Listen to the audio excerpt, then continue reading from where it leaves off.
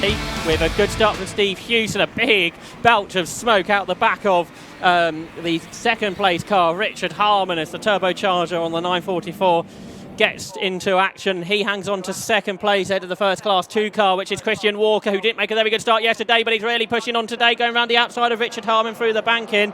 Can Christian Walker then get himself up into second place? Not quite.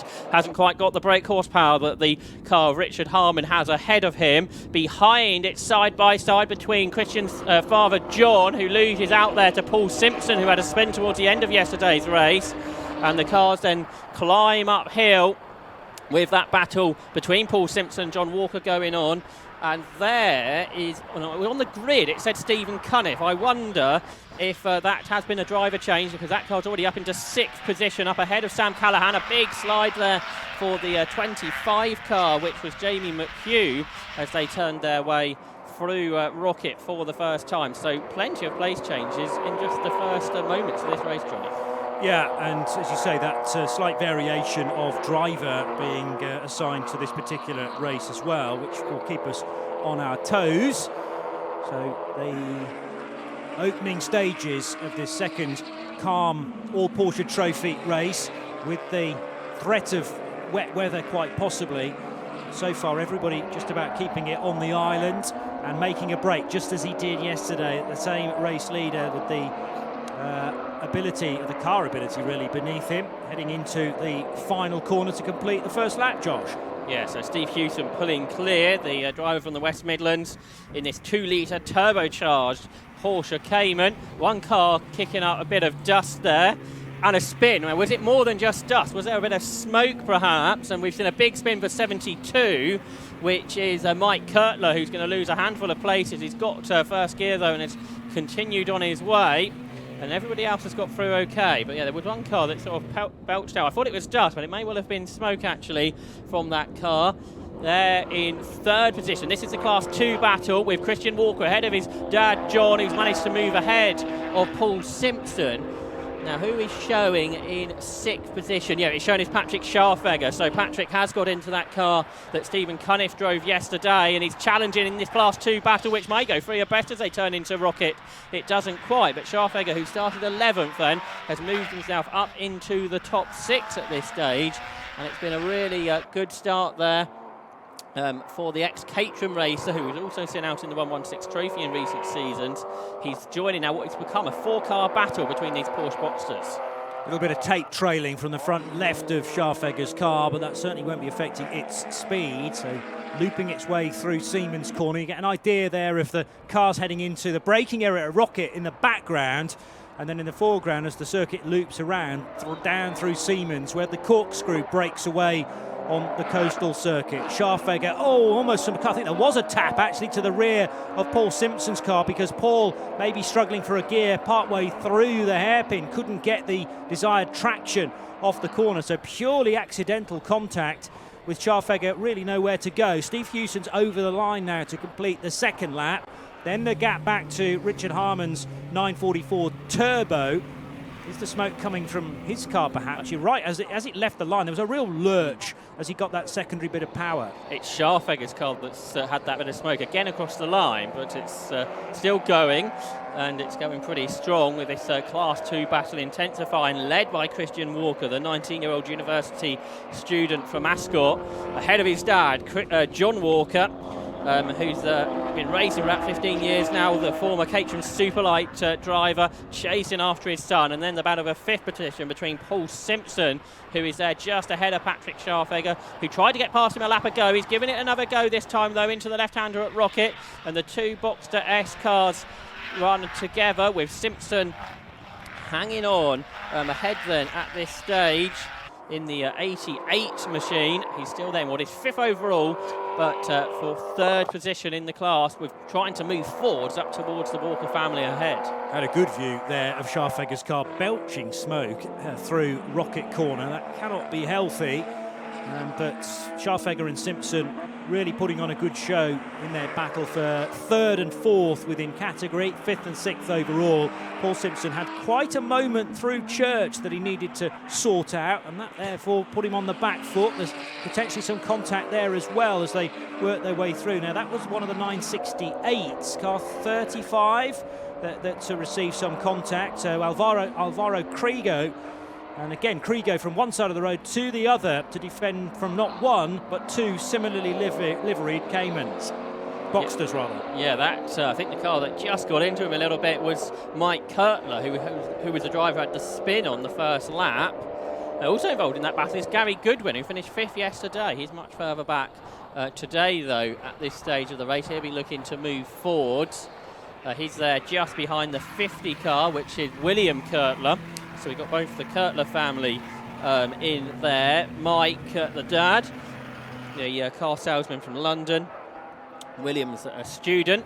So there's a few students in this race. 96 is coming through well from the back of the grid. Andrew Peck, who retired yesterday, he was running high up before his problems in his 968. He's up inside probably about the top 15 now with some more positions gained at the start of this lap. I wonder how much further he can get. There he is then in that 968 Club Sport that started the lap in something like 17th position, but is already progressing at the start of this lap and potentially gaining more positions. There's a 99 Graham Hurd. Has had a few problems over the course of the weekend as well, but his Boxster continues ahead of William Kirtler, who's another driver who's had experience in the British University Karting Series, which I think is also streamed here on Alpha Live. So a good progression from one Alpha Live category to another, from karting to car racing. That's a great thing to do. Number 3 is in this battle as well, which is Fernando Gattino's Boxster. So a great grid of Boxsters with a number of other types of Porsche all involved in these battles, Johnny. Here again is the 35 car of Alvaro Krigo then in his 968, doing battle with 1, 2, 3. I can certainly see in sight Boxster S's, and they all as one head down towards the final corner at bus stop. Meanwhile, keeping my eye out for the latest condition of Patrick Scharfegger's car, zigzagging their way down the start-finish straight. I can't see any more smoke from Scharfegger's car, so that will take as a good news, potentially.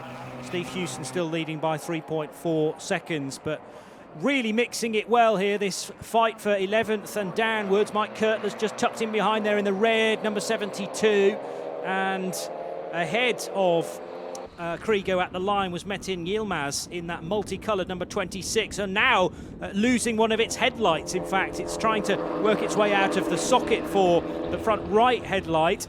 That will be causing 1 or 2 problems for downforce, I would think, as well, because it'll be gulping in air. Krigo has wriggled by and got himself into 10th position now. And Mike Kirtler is going to try and follow him, the spinner from the first lap. So he's made good recovery, but can't quite get past Yilmaz at this stage. So it's Metin Yilmaz racing in this one. It was Gabriel yesterday, and there you can see the damage that Johnny was describing to you a moment ago. He'll be hoping that hangs on, because I'm guessing a light bulb on a Porsche is perhaps not as affordable as on some cars. So they turned their way through Siemens with 6.5 minutes or so for that to hang on. The leaders are just completing 5 laps. We did 9 laps in the duration yesterday. The lead gap, by the way, around 3 seconds. And Kirtler's got up the inside, a big slide. It was close there to perhaps some more damage being done than just the light bulb, but I think they got away with that. They may not have got away with that, because Mike Kirtler's had a big moment coming down towards the final corner. He spun going out of the final corner on lap 1, but bizarrely this time, Johnny, he spun on the brakes before they got to the corner. I thought that was possibly too early to be braking, but maybe not in one of these production-derived Boxsters. And yeah, looking to just initially apply the brakes, and it just looped him round. A very strange moment that, but thankfully he got pointing in the right direction very quickly indeed, William Kirtler, and is going again. Now immediately into a battle with another 968, this time in the hands of Andrew Peck, the white car with the green lines over the rear light clusters there. They have ahead of them Graham Hurd, who has, not for necessarily the right reasons, had an eventful weekend. retired from the qualifying session yesterday. Then it had a very smoky number 99 car in the first race Saturday night. But that's obviously all been patched up and fixed, and that car going well again, right in behind the semi-damaged Metin Yilmaz's car.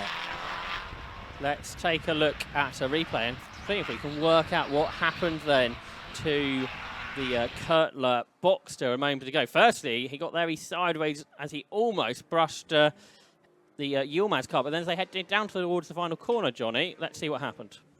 Yeah, no, he is applying the brakes. The lights came on, but the battle actually forced the Kurtler car onto the grass, and because the front wheels were slightly on the turf, it's then not braking at the same rate left to right, and it very quickly spun him round. But he dealt with it really well, and still very much in a similar place, actually. So considering he went through a full 360 and then applied the throttle again, good going. Up towards the final corner come this battle with Andrew Peck, the driver who started from the back of the grid in his 968, continuing to make his way through this group of Boxsters. He's 12th now as he gets himself up ahead of Graham Hurd, who immediately comes under pressure from William Kurtler, who looks up the inside, and those two drivers are running side by side. We haven't seen the Class 2 battle for a while. Well, it's still Christian Walker who leads. He's pulled clear now of John, who's just ahead of Paul Simpson and Patrick Scharfegger, and that was a lock-up for Scharfegger. Well, again, a puff of smoke that's come out the back of the 199 machine. But there is then John Walker, who's hanging on to what is 4th position overall for the 59-year-old engineer in this Porsche Boxer that's prepared by Charles Ivy Racing, who run Porsches at Le Mans in the 1980s and still continuing to run Porsches, but perhaps at a slightly different level. Along Tom Price Straight, this collection of Porsches will go then. And what about this patch as well, with Graham Hurd just ahead of a recovering number 50 William Kurtler. He's trying to go around the outside of Metin Yilmaz in the multicoloured Boxster S, and that light now is literally hanging on by a cord and is causing Metin a distraction, I'm sure, because that's the side of the car he is sitting. Again, Scharfegger's car is very smoky coming out of the final corner. But that whole light assembly will be a fair weight, I would imagine, if you were to hold it. And it's literally dangling by an electrical cord now. So it depends how strongly built Porsche make that particular component, the actual wire or cable itself. But it is flipping from left to right. And I wouldn't be surprised to see that fully detach fairly shortly, which will obviously do that component even further damage. It's all on driver's side as well, so as you said, Johnny, that would be quite a distraction, you would imagine. But this is a good advertisement for Porsche strength. It's gone. Oh, it has gone now, just as I say that. Another commentator's curse there from Joshua Barrett, but now it's not landed on the racing line. The debris flag will come out at turn 1 to warn everybody as they head towards that part of the circuit. The bulk of the light assembly is off the track. There's just a little bit of extra stuff in the middle of it. But the leader potentially here, Josh, might be losing some speed. It was a 1.8 second gap. It's much, much less than that now. Yeah, and it was 3 or 4 seconds before. So Richard Harman is catching in this Porsche 944 Turbo, a car from 1986, which has a 2.5 litre turbocharged engine producing 350 brake horsepower. So it doesn't fit quite into the power to weight ratio classes we have in the All Porsche Trophy, but he's catching Steve Hewson. And Steve Hewson's lap times have dropped off a couple of seconds from what he was doing earlier in the race. We've had a spin for one of the new drivers to racing, which is the Paul Hicks, but today Trevor Bale-driven Porsche Cayman. But we're concentrating on this lead battle because Richard Harman's now only a second behind Steve Hewson. Harman in his first run out in the Carmel Porsche series for the driver from Shropshire, chasing after Steve Hewson, a long-time 750 Motor Club competitor. His first season in this particular series, though, for the 2018 Club Enduro champion. But there is Harman then, in a car that is much older than the Cayman, 30-plus years older, I would think. But it's a great car to have on this grid, even if it is running in the Invitational class. And there's lap traffic to deal with, Johnny, on this final lap. which will be a further hazard for Steve Hewson if the car is just starting to drop away from its top speed. There's been a big change in Class 2 because Paul Simpson has got past both Christian and John Walker on that latest lap, and he's up to third. So it's quite a lot happening in the final stages of this race. Indeed, yeah. So the 986 Boxster now leading the secondary class. Hewson getting good speed down Tom Price Straight. Here's the traffic that Josh was talking about, though, and Steve having to thread the eye there with traffic to right and left, but he's got ahead, crucially, and quicker than Richard Harmon, so a little bit more breathing space. The clock is at 0, though, so the checkered flag is being readied for race leader Steve Hewson. Not too far for him to go now. Yeah, it's 100% win record kept up just by Steve Hewson, beating the flame-belching 944 Turbo of Richard Harmon. For Class 2, though, he had a spin yesterday, but Paul Simpson is the winner. Talking about spin, there's been a big spin up at the top of the circuit for car number 3, which is driven by Gary Martin today. He's got back going, though, but yeah, Paul Simpson, who spun yesterday, he wins Class 2 today on his first weekend with us in the All Porsche Trophy, beating Christian and John Walker, with Patrick Scharfeger bringing his car home in what is 6th position. Andrew Juice came home in what is 7th, ahead of the Class 3 winner, who takes a checkered flag now, Jamie McHugh, ahead of Sam Callahan. And completing the top 10 should be Alvaro Krigo after he pulled past that Porsche Boxster battle a little bit earlier on. He will beat Andrew Peck, who was recovering from starting from the very back of the grid. So the class winners so far have been Steve Hewson, Paul Simpson and Jamie McHugh. The Class 4 winner is John Jones, and I think we saw him go a lap down, so he's also taken the checkered flag in his 924. But lots of battles still coming up across the line, like this one here, which involved Edward Sampson, who gained positions on that last lap. With that spin for Gary Martin, it looked like Mike Kurtler could have got involved in that, because, or Metin Yilmaz as well, because they dropped back on the last lap or so. But another good race for the Porsches, and I think all 29 cars that came here to race at Anglesey have taken the checkered flag as well. Good news, because these are rather costly machines, and we don't want to hear about engine problems or worse, damage after some contact.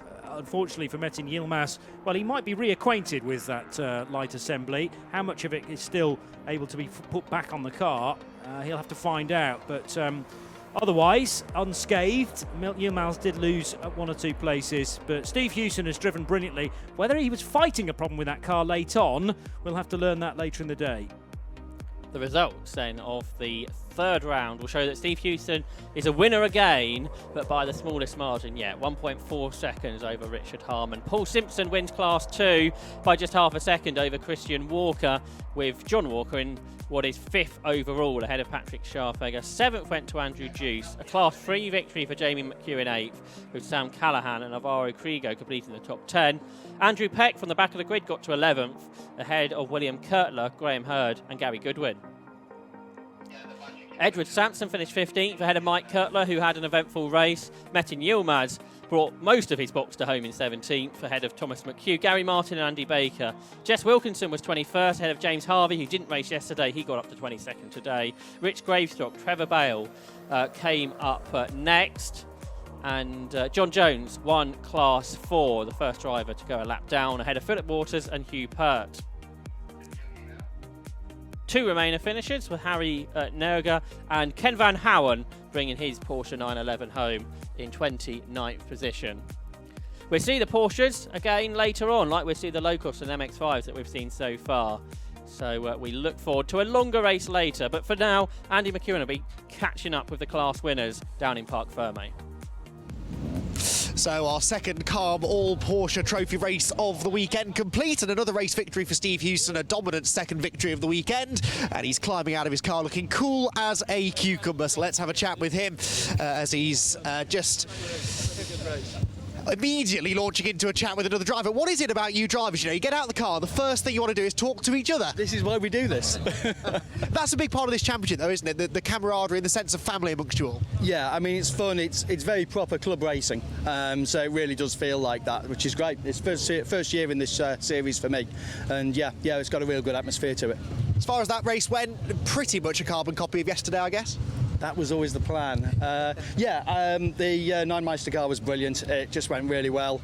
Better grip today, so I think slightly faster times, and certainly the car felt easier to drive for the first half of the race. But then in the second half, Richard started catching me again. So it's obviously lighter car, I think, the 944, so that started to make a difference. Should be a good battle later.